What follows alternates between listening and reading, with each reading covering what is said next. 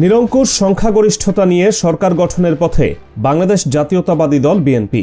আর এতেই আলোচনায় নতুন সরকার গঠন এবং মন্ত্রিসভার সম্ভাব্য তালিকা। দলের হাইকমান্ড থেকে শুরু করে তৃণমূলের কর্মী সবার প্রশ্ন, কাদের গাড়িতে এবার উঠতে যাচ্ছে জাতীয় পতাকা? মন্ত্রিসভায় কাদের স্থান হচ্ছে? গুলশান কার্যালয় থেকে শুরু করে দলের বিভিন্ন নীতি নির্ধারণী ফোরামে পাওয়া যাচ্ছে একাধিক হেভিওয়েট নেতার নাম, যারা আগামী দিনে রাষ্ট্র পরিচালনার গুরুদায়িত্ব কাঁধে নিতে যাচ্ছেন। তবে এবারের মন্ত্রিসভা গঠনের প্রক্রিয়াটি অতীতে যে কোনো সময়ের চেয়ে ভিন্ন এবং বেশ কিছু চমকপ্রদ তথ্যে ভরপুর।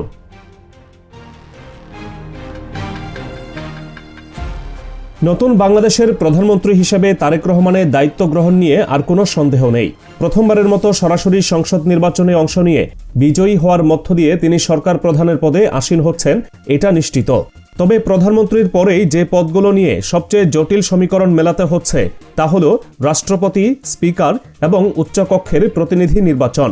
যেহেতু গণভোটে হ্যাঁ জয়যুক্ত হয়েছে, তাই রাষ্ট্রপতির নির্বাচন এবং উচ্চকক্ষ গঠনের ক্ষেত্রে সাংবিধানিক কাঠামোটাই এবার ভিন্ন। রাষ্ট্রপতির মতো রাষ্ট্রের সর্বোচ্চ এবং সম্মানজনক পদের জন্য বিএনপি এমন কাউকে খুঁজছেন যার গ্রহণযোগ্যতা প্রশ্নাতীত। এক্ষেত্রে সবার আগে এবং সবচেয়ে জোরালোভাবে উঠে আসছে বিএনপি মহাসচিব মির্জা ফখরুল ইসলাম আলমগীরের নাম। দলের সবচেয়ে কঠিন দুঃসময়ে যিনি দিকভ্রান্ত হতে দেননি নেতাকর্মীদের, সেই মির্জা ফখরুলকেই রাষ্ট্রপতির আসনে দেখার সম্ভাবনা প্রবল।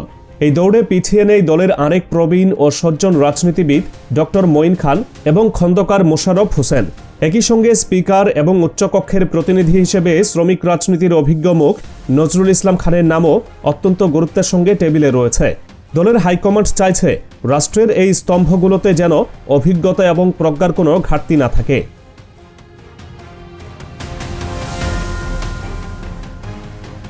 এদিকে মন্ত্রিসভার আকার এবং গঠন কেমন হবে তা নিয়েও রয়েছে নানা জল্পনা কল্পনা। তথ্য বলছে এবারের মন্ত্রিসভায় অভিজ্ঞতার সঙ্গে তারুণ্যের এক বারুদ মেশানো সংমিশ্রণ ঘটতে যাচ্ছে। যারা দীর্ঘ সময় ধরে দলের রাজনীতিতে সক্রিয় ছিলেন এবং বিগত দিনের আন্দোলন সংগ্রামে সামনে থেকে নেতৃত্ব দিয়েছেন, তাদের অনেকেই পূর্ণ মন্ত্রীর মর্যাদা পেতে যাচ্ছেন। বিশেষ করে বিএনপির হেভিওয়েট নেতাদের মধ্যে মির্জা আব্বাস, আমির খসরু মাহমুদ চৌধুরী এবং গয়েশ্বর চন্দ্র রায়ের নাম মন্ত্রিসভার চূড়ান্ত তালিকার একদম উপরের দিকে রয়েছে। চট্টগ্রাম অঞ্চলের রাজনীতি এবং অর্থনীতিতে প্রভাব বিস্তারকারী আমির খসরু মাহমুদ চৌধুরী এবং ঢাকার মাঠ কাঁপানো নেতা মির্জা আব্বাস ও গয়েশ্বর চন্দ্র রায় তিনজনই গুরুত্বপূর্ণ মন্ত্রণালয়ের দায়িত্ব পেতে পারেন। এর বাইরেও দীর্ঘদিন প্রবাসে থাকা এবং ভারতের শিলংয়ে অবস্থান করা সালাউদ্দিন আহমেদ দেশে ফেরার পর থেকেই তাকে নিয়ে কর্মীদের মধ্যে এক ধরনের আবেগ কাজ করছে।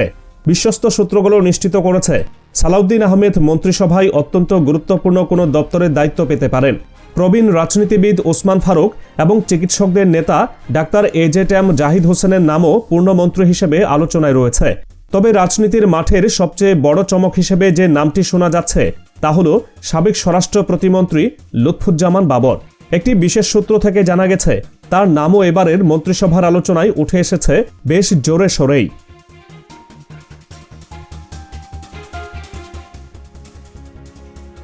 প্রথাগত রাজনীতিকদের বাইরে এবারের মন্ত্রিসভায় এমন কিছু নাম যুক্ত হতে যাচ্ছে যা সাধারণ মানুষকে চমকে দেবে। রাষ্ট্র পরিচালনার ক্ষেত্রে আইনি এবং প্রশাসনিক সংস্কারের লক্ষ্যে বেশ কয়েকজন আইনজ্ঞ ও বিষয়ভিত্তিক বিশেষজ্ঞকে মন্ত্রিসভায় অন্তর্ভুক্ত করার পরিকল্পনা চূড়ান্ত করা হয়েছে। এই তালিকায় প্রথমেই আসছে সাবেক অ্যাটর্নি জেনারেল মোহাম্মদ আসাদুজ্জামানের নাম। বিচার বিভাগের সংস্কার এবং আইনের শাসন প্রতিষ্ঠায় তার অভিজ্ঞতাকে কাজে লাগাতে চায় নতুন সরকার। এছাড়া অর্থনীতি এবং পররাষ্ট্রনীতিতে নতুন মাত্রা যোগ করতে আন্তর্জাতিক খ্যাতিসম্পন্ন রেজা কিবরিয়ার নাম বেশ গুরুত্বের সঙ্গে বিবেচনা করা হচ্ছে। আইন পেশায় দলের পক্ষে দীর্ঘদিন আইনি লড়াই চালিয়ে যাওয়া ব্যারিস্টার কায়সার কামাল মন্ত্রিসভায় স্থান পেতে পারেন। ঢাকা ৯ আসন থেকে নির্বাচিত হাবিবুর রশিদ এবং সিলেট ১ আসন থেকে নির্বাচিত খন্দকার আব্দুল মুক্তাকিদের নামও মন্ত্রী হিসেবে শোনা যাচ্ছে। বিশেষ করে সিলেট অঞ্চলের রাজনীতিতে খন্দকার আব্দুল মুক্তাদিরের পারিবারিক ঐতিহ্য এবং ক্লিন ইমেজ তাকে মন্ত্রিসভায় স্থান করে দিতে পারে। এই নতুন মুখগুলো সরকারে আসলে তা প্রশাসনের গতিশীলতা বৃদ্ধিতে সহায়ক হবে বলেই মনে করছেন রাজনৈতিক পর্যবেক্ষকরা।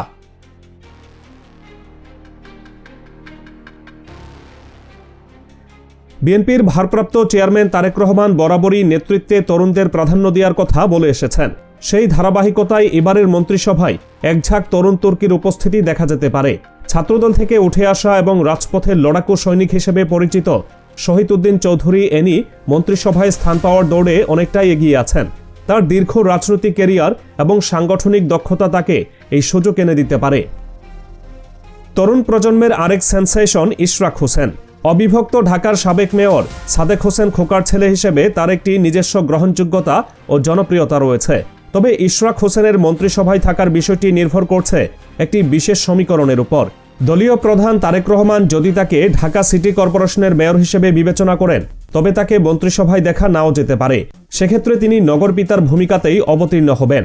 এছাড়া তরুণদের মধ্যে ববি হাজ্জাজ এবং বাংলাদেশ জাতীয় পার্টি থেকে নির্বাচিত আন্দালিব রহমান পার্থের নাম আলোচনায় রয়েছে। আন্দালিব রহমান পার্থ তার ক্ষুরধার যুক্তি এবং সংসদে জোরালো ভূমিকা রাখার জন্য পরিচিত। তাকে মন্ত্রিসভায় গুরুত্বপূর্ণ কোনো দপ্তরে দেখা গেলে অবাক হওয়ার কিছু থাকবে না।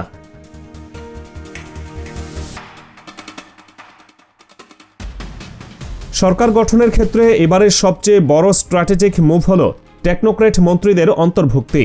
সংসদ সদস্য নির্বাচিত না হয়েও সংবিধানের বিশেষ বিধান অনুযায়ী যারা মন্ত্রী হতে পারেন তাদের তালিকাটি এবার বেশ ভারী এবং ওজনদার। এই তালিকার প্রথমেই রয়েছে রুহুল কবির রিজভীর নাম। বিএনপির এই সিনিয়র যুগ্ম মহাসচিব দলের সবচেয়ে কঠিন ও শ্বাসরুদ্ধকর সময়গুলোতেও নয়াপল্টন কার্যালয় আঁকড়ে ধরে দলকে সচল রেখেছেন।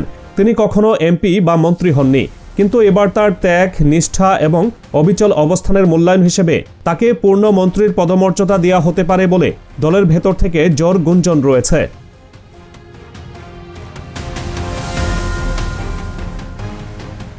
টেকনোক্রেট কোটায় আরও দেখা যেতে পারে তারেক রহমানের উপদেষ্টা ডক্টর মেহেদী আমিনের নাম। বিদেশে উচ্চশিক্ষিত এবং পলিসি মেকিংয়ে দক্ষ এই ব্যক্তিকে সরকারে অন্তর্ভুক্ত করার মাধ্যমে আন্তর্জাতিক মানের প্রশাসনিক কাঠামো গড়ে তোলার ইঙ্গিত পাওয়া যাচ্ছে। শুধু তাই নয়, যুক্তরাজ্য ও যুক্তরাষ্ট্র সহ বিশ্বের বিভিন্ন দেশে অবস্থানরত বাংলাদেশি বংশোদ্ভূত বেশ কয়েকজন বিশেষজ্ঞকেও টেকনোক্রেট মন্ত্রী হিসেবে নিয়োগ দেওয়া হতে পারে। মূলত বিভিন্ন মন্ত্রণালয়কে আন্তর্জাতিক মানের করে গড়ে তুলতে এবং বৈদেশিক সম্পর্ক ও বিনিয়োগ বৃদ্ধিতে এই বিশেষজ্ঞদের সরাসরি কাজে লাগানোর পরিকল্পনা রয়েছে।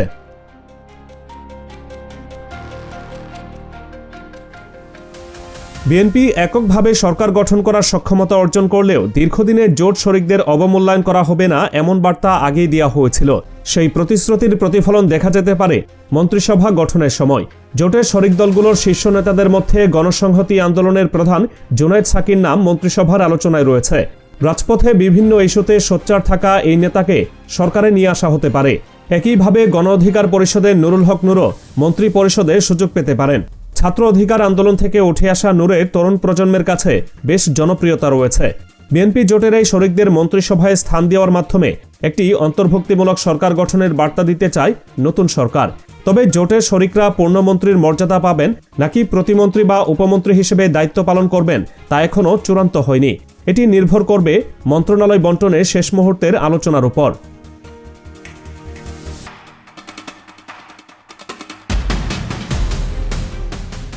মন্ত্রণালয় বণ্টনের ক্ষেত্রে অভিজ্ঞতার উপরই সবচেয়ে বেশি জোর দেওয়া হচ্ছে।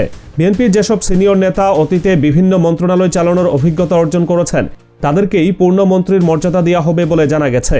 অর্থ, স্বরাষ্ট্র, পররাষ্ট্র এবং স্থানীয় সরকারের মতো গুরুত্বপূর্ণ মন্ত্রণালয়গুলো দলের বিশ্বস্ত এবং অভিজ্ঞ নেতাদের হাতেই রাখার পরিকল্পনা রয়েছে। এর বাইরে নতুন এবং অপেক্ষাকৃত কম অভিজ্ঞদের প্রতিমন্ত্রী বা উপমন্ত্রী হিসেবে দায়িত্ব দেওয়া হতে পারে। তবে টেকনোক্রেট কোটায় যারা আসবেন তাদের মধ্যেও বেশ কয়েকজন পূর্ণমন্ত্রীর মর্যাদা এবং গুরুত্বপূর্ণ মন্ত্রণালয়ে দায়িত্ব পেতে পারেন। সমাজের বিশিষ্ট ব্যক্তিত্ব যারা সরাসরি রাজনীতির সঙ্গে যুক্ত নন কিন্তু নিজ নিজ ক্ষেত্রে প্রতিষ্ঠিত, এমন কয়েকজনকেও মন্ত্রী মর্যাদায় বিভিন্ন গুরুত্বপূর্ণ দায়িত্ব দেওয়া হতে পারে। সবশেষ খবর হলো সরকার গঠনের আনুষ্ঠানিকতা নিয়ে চলছে শেষ মুহূর্তের প্রস্তুতি। বিএনপির পক্ষ থেকে অন্তর্বর্তী সরকারের কাছে দাবি জানানো হয়েছে যেন আগামীকালকের মধ্যেই নবনির্বাচিত সংসদ সদস্যদের শপথ বাক্য পাঠ করানো হয়। যদিও অন্তর্বর্তী সরকারের পক্ষ থেকে এখনও এই বিষয়ে নিশ্চিত কোনো ঘোষণা আসেনি। ধারণা করা হচ্ছে শপথ গ্রহণ অনুষ্ঠান সম্পন্ন হওয়ার পরপরই দ্রুততম সময়ের মধ্যে মন্ত্রিসভার সদস্যদের নাম ঘোষণা করা হবে এবং বঙ্গভবনে তাদের শপথ অনুষ্ঠিত হবে।